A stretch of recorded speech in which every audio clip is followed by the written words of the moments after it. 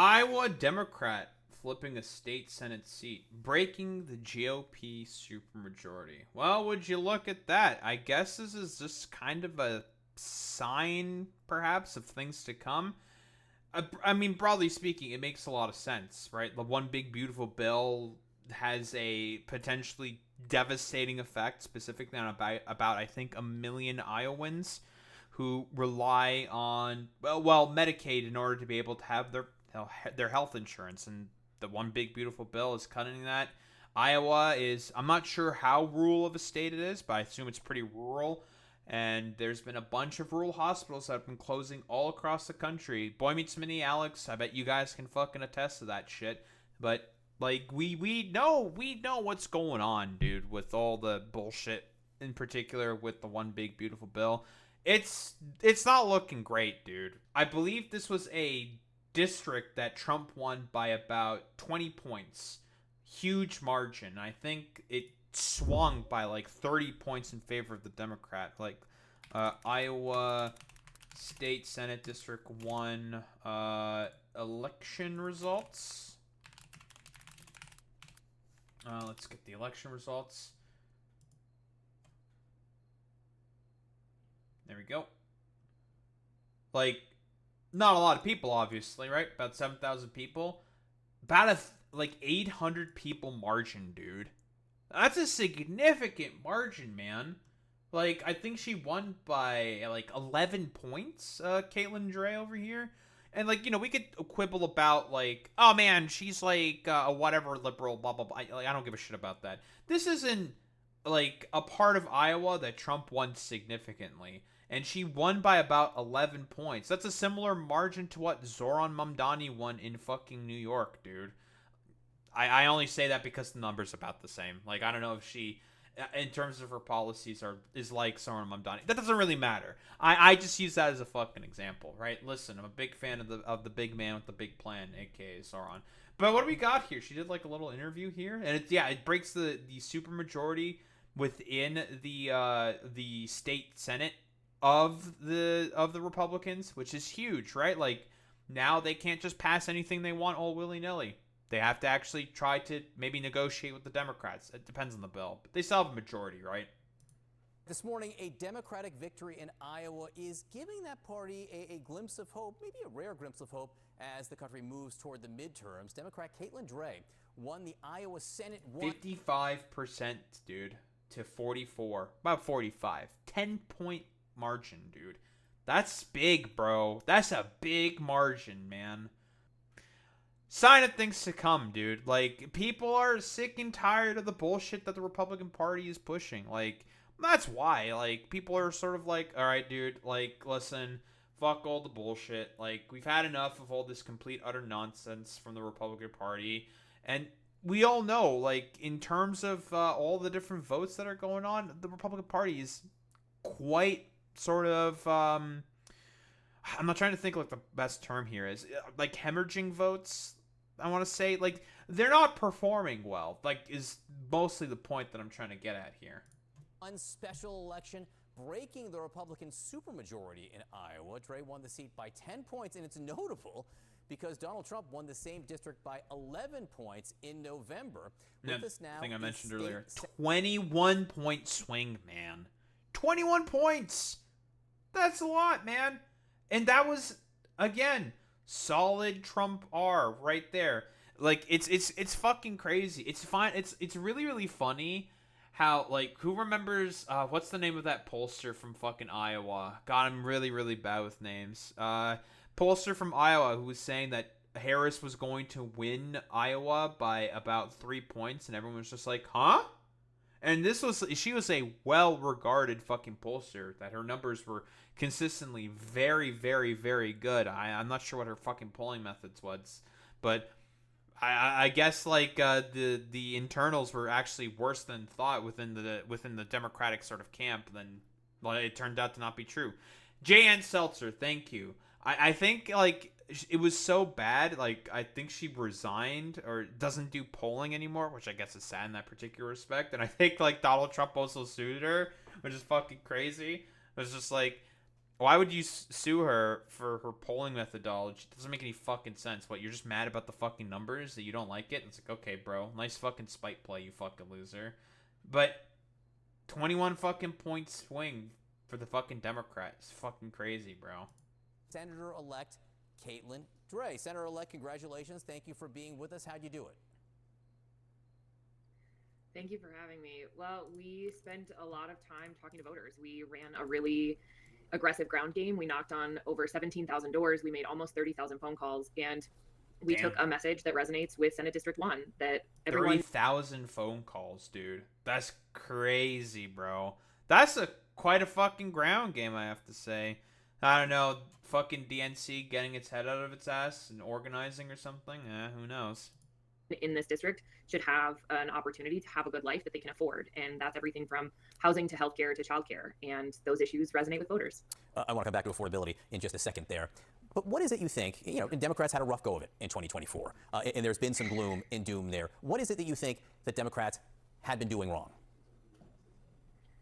Well, I can't speak for all Democrats, but I can speak for myself. And truly, I think that reaching people where they are is what will make the difference. I wanted to prioritize online communication. Folks get their information in different ways now. And so, again, reaching people where they are via social media. We prioritize Spanish language communication. We had, get out the vote messaging in Spanish. Nice, actually. The full website was available in Spanish. I'm not sure if our district has a lot of Spanish-speaking people in it. I mean, that can be fucking quibbled about. But I mean, it's effectively the second official language of the United States. Yes, I know. Shut up, you fucking pedants. I know that there is no official language of the United States of America. Effectively, English is not one. Same with Spanish not being the second one. I'm saying effective, okay? There's a lot of fucking Spanish speakers, obviously, within the United States of America. 66 million of them? Effectively, it's the fucking second official language. Really important to me. I studied Spanish in college and have lost some of those language skills, but I'm dangerous enough on the doors to have a conversation and say, how can I help you in English and in Spanish? And truly, I think we have to get back to policies and messaging that resonate with the working class. So affordability is one you brought up. It's a solid message, right? Again, her policies are whatever. I mean, so far it's solid messaging. It's better than what the fucking national fucking Democrats are doing, right? Talking about affordability, saying yeah, we have to talk to people where they're at, right? All the national Democrats in the House and all that, they're not fucking doing any of that stuff. They're not having this kind of messaging. Speaking with House Speaker Mike Johnson, I understand you're in a state Senate seat, not running for federal office there, but the Speaker told me from what he's been hearing, he thinks that the huge legislation, what the President was calling the Big Beautiful Bill, he thinks is wildly popular, even though the polls show it's the least popular piece of big legislation since 1990. What did you hear when you were knocking on all those doors? I heard frustration overwhelmingly. People in my area are concerned about their Social Security benefits. They're concerned about what happens, even if they're not utilizing Medicaid, what happens when Medicaid is defunded to our rural and semi-rural hospitals like the ones in my area. We have the only major medical center for 90 miles in any direction. That's a good question, right? Again, where is Iowa State Senate 1? Where is Iowa State Senate District 1? Where is it? I'm curious. Take a quick look. Oh, that looks more like a rural part of the fucking town. Where's the... Oh, it's probably where there's the weird fucking gerrymandered shit. Yeah, definitely where the weird gerrymandered shit, that's definitely where the more higher population centers are. Yeah, this looks like... This is more than likely a rural part of the fucking... of the state, 1000%.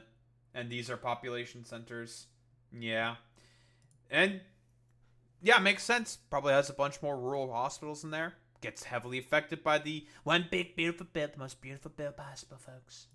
And when those funds go away, that affects everyone in the community, whether or not they're utilizing, government programs for health insurance. And that frustration is deep, and that frustration cuts very clearly across political lines. What about crime? And I don't know your district well enough to know what the situation is with crime there. But again, at the national level, it's something. Okay, why the fuck are we talking about crime, bro? Again, why are you saying about this shit, dude? What the fuck do you mean? Who the fuck cares about any of this stuff? I mean, at least with the one big beautiful bill, that makes a lot more fucking sense. But crime?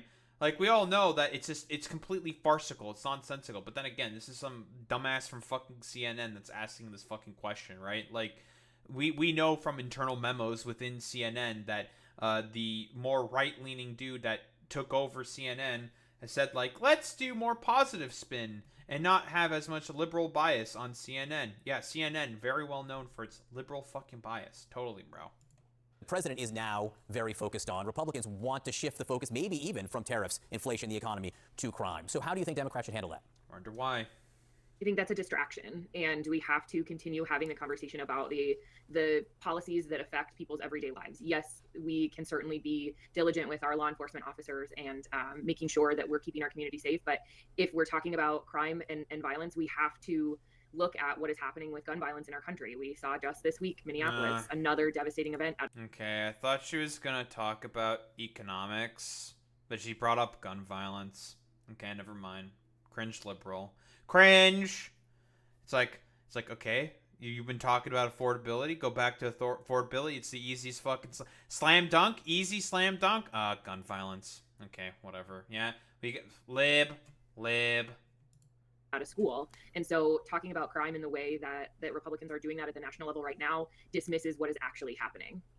State Senator-elect Caitlin Dray, I got a feeling you're going to be getting a lot of phone calls from Democrats. I mean, whatever. I mean, gun violence is top of... Yeah, it is top of the mind. It makes sense why she's bringing it up. But yeah, like, again, root cause, root basis, blah, blah, blah, blah, blah. More importantly, why don't we talk about Senator Joni Ernst? She's not seeking re-election next year. Poor fucking Bubby. What, you're fucking snooty, incredibly out of touch, like saying like, oh, people always fucking die, and then your fucking response to that didn't play as well as you thought it would? Haha. Everyone point and laugh at the fucking loser Republican. Ha fucking loser. You're a loser, Jody. You're a loser. Yeah, I'm so sad for absolutely fucking nothing. Haha. Fuck you, you stupid piece of shit. Get fucked, you stupid bitch. You know, ridiculous sort of, I guess, hyperbole aside. It's a good thing that this complete, utter fucking piece of shit Joni Ernst is not seeking re-election this year, which is something that I was also anticipating because, again, let's be honest here, saying that, well, you know, everybody fucking dies in response to you signing for a fucking bill that actively cuts the medical social safety net that about a third of her fucking constituents rely on in order to be able to have medical insurance is incredibly out of touch, to say. Insane. Plans to announce that she will not run for re-election in 2026. A senior Republican official familiar with the decision told ABC News. Ernst was first elected in 2014, becoming the first woman from Iowa, blah, blah, blah. Then respond to a request for comment.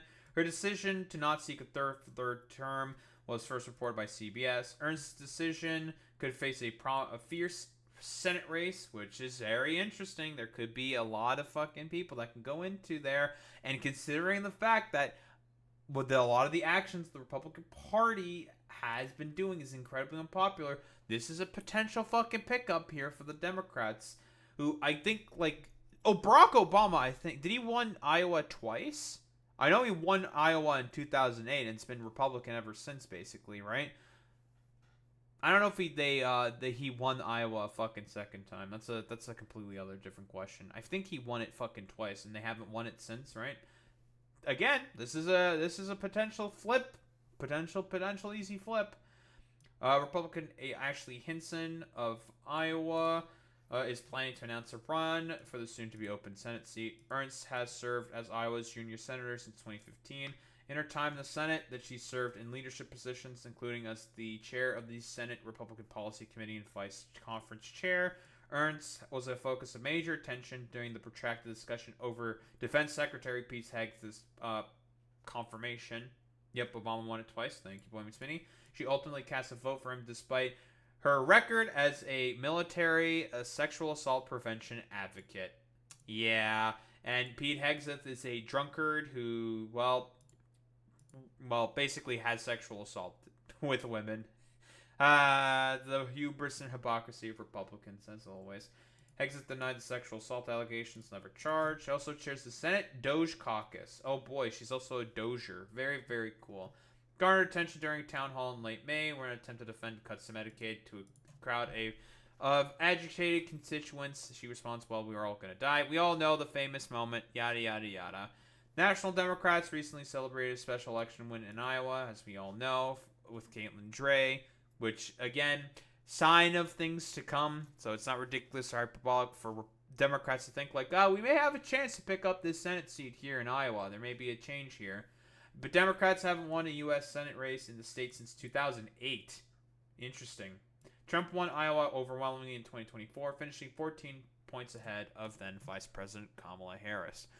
All right, great. I think it's a sign of things to come, right? With the flipping of the state Senate seat by 21 points. Again, it's not like, in the grand scheme of things, it's not like a crazy thing. Like, it's very, very minor, but you have to take a look at the sort of like things that are on the ground. Trump won that area, and it is a rural area, by about 11 points, and it flipped to a plus 10 Democrat sort of victory there. That is a sign of potential fucking frustration there, specifically by the constituents. And with Joni Ernst basically defending the cuts to Medicaid when about a third of her fucking constituents in the state she's supposed to represent rely on that stuff, and she just gleefully defends it by saying like, well, we're all gonna die soon, and then did some like stupid, incredibly snooty, out of touch video saying like, well, you know, I basically didn't regret my vote. You people are fucking stupid, and I hate all of you anyways. Like, of course, yeah, like, that's a fucking career suicide play. Like, why would you say that? Because, again, she is one of the fucking richest, or is a part of one of the richest families in fucking Iowa. She's an incredibly out-of-touch fucking elitist. So, again, sign of things to come. The Republican Party is probably terrified of what's going on here. And as expected, it shouldn't be ridiculous to say why that might be the case. All the stuff that they've been doing, incredibly fucking unpopular. So, again, we'll see what happens when the midterms happen. If this particular state, not state senate, but the Senate seat decides to flip in favor of the Democrats. Who the fuck knows? I mean, the Democrats are not leaving a lot in terms of, I don't know, interpretation and hope. In terms of, well, I don't know. They're not giving a lot of confidence right now. But we'll wait and see what happens. If the Democrats end up being successful, hopefully they end up being successful. We'll see what ultimately happens, but I don't think there's really much else to say besides, I guess there's some kind of hope for, I don't know, something positive to come of all this. Yeah, I think there might be some hope, maybe, of something positive to come of all this. Maybe there will be some kind of a benefit and a chipping away at a lot of the wretched, horrible shit that the Republican Party is doing. Yeah, I don't think there's much else to say besides that.